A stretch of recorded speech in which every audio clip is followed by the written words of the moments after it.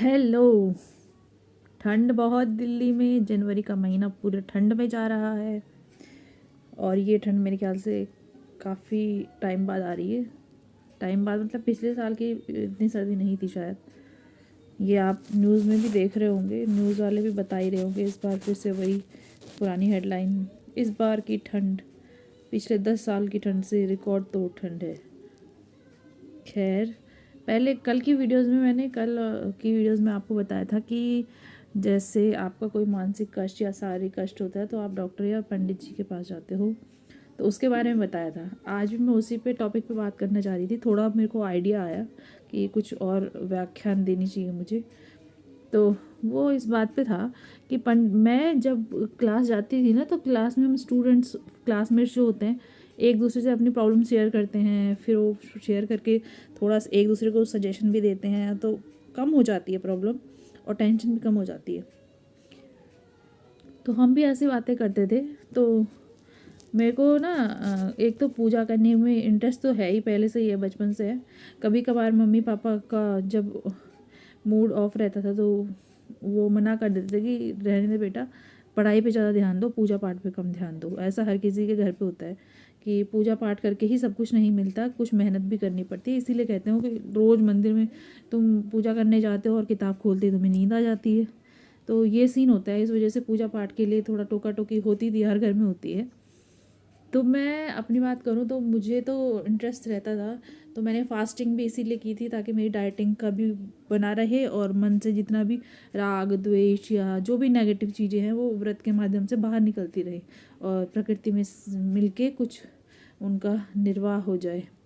तो उसके लिए मैं लेती रहती थी, फास्टिंग करती रहती थी। और अभी भी दोबारा शुरू कर दिए हैं क्योंकि दोबारा से फिर वो नेगेटिवनेस ज़्यादा आ रही थी, तो फास्टिंग शुरू कर दिया मैंने। और वो भी ब्राह्मण से पूछकर, ब्राह्मण देव जो भी आपके आसपास रहते हैं।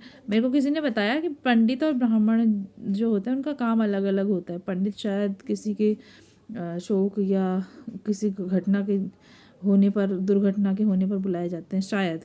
तो उनकी पूजा पाठ के लिए, ग्रह दोष की शांति के लिए बुलाए जाते हैं। जबकि ब्राह्मण को आप दक्षिणा देते हो और ब्राह्मण आपका सिर्फ एक बच्चे के जन्म पे आता है और या किसी खुशी के उस पे आता है। मुझे पूरा डिटेल पता नहीं, मैं अंदाजे से बता रही हूँ।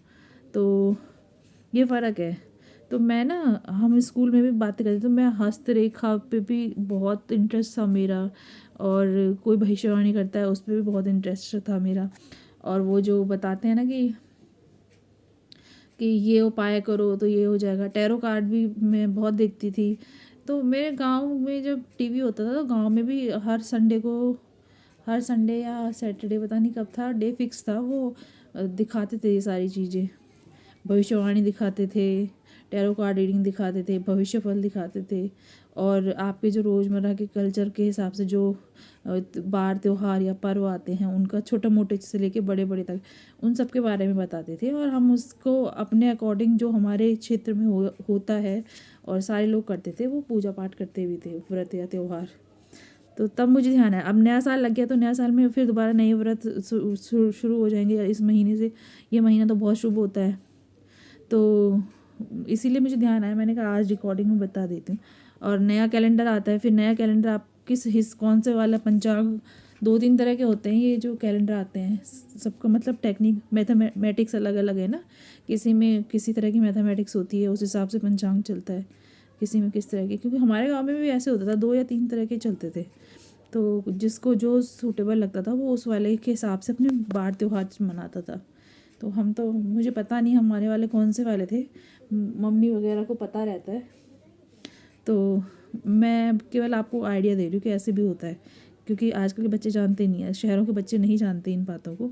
वो केवल नॉर्मली देखते हैं कि हाँ भाई भविष्यवाणी चल रही है, वो बता देंगे। पर क्यों होती है और कहाँ कहाँ होती है, कैसे होती है, कि उनको डिटेल रखने में कोई रुचि है ही नहीं। ये मैं देख चुकी हूँ अपने साथ के बच्चों में। तो यही था, मेरे को बताना था, मेरे को ध्यान आया, मैंने कहा इस वीडियो में बता देती हूँ। तो आप पंडित या ब्राह्मण में फ़र्क भी समझ चुके होंगे कि उनका काम क्या क्या होता है। जहाँ तक मुझे भी अभी पता चला है, तो अभी मैंने अंदाजे से बताया। और करते रहिए उनसे सलाह मशवरा, क्योंकि वो आपके जीवन की नैया को रास्ते पे लेके आ जाते हैं। रास्ते पे मतलब सही रास्ते पे लेके आ जाते हैं। मैथमेटिशियन है वो भी एक, कि कैसे कहाँ से कौन से समय पे कौन सा वाला फॉर्मूला लगाना है और प्रॉब्लम सॉल्व करनी है। तो मेरी तो हेल्थ रिलेटेड थी तो मैं गई थी, इसलिए तो वो ठीक हुआ। बाकी और भी प्रॉब्लम्स आएंगी, जैसे जॉब को लेकर या मैं कोई अपना काम शुरू करूँ उसको लेकर, तो मुझे सलाह लेनी पड़ेगी, और वो इतनी जल्दी सॉल्व होगी नहीं। कम से कम 10-12 साल तक चलता ही रहेगा, साथ साथ में प्रॉब्लम भी। मतलब चलेंगी नहीं, ऐसा चलेंगी नहीं, वो चलता रहता ना। आप काम करते तो लेन देन होता रहता है ना, तो वो ऐसा चलेगा। अंदाजे से कह रही हूँ मैं, बाकी वैसे तो सॉल्व हुई, सारी प्रॉब्लम सॉल्व है। पर वो जो लेन देन में आती है ना बातें, मैंने दिया, उसने क्या लिया और किस तरीके से उसको पेश किया, वो जीवन चक्र में चलता रहता है। हो सके तो नए साल पे तो हमने विश यही किया था कि ऐसा कुछ होना नहीं होना चाहिए, और उससे बचने के सारे उपाय हम आजमा ही रहे हैं, मैं और मेरे साथ के जितने भी लोग हैं। अब तो नहीं होना चाहिए, काफ़ी टाइम हो चुका है। अब ज़िंदगी के आधे साल तो हमने गुजार लिए, आधे साल बचे हैं। तो आधे साल जब बचे हैं तो उसको दूर ही रहो, डिफेंस में काम करो और टाटा बाय बाय करो प्रॉब्लम्स को। बहुत जल्दी, जितना जल्दी हो सके टाटा बाय बाय कर दो प्रॉब्लम्स को, और अच्छी बातें लाओ और अच्छी बातों से अपना यूनिवर्स बनाओ। अभी तक तो सब नेगेटिवनेस थी, अब यूनिवर्स पॉजिटिव बातों से बनाना है, और उस यूनिवर्स में किसी को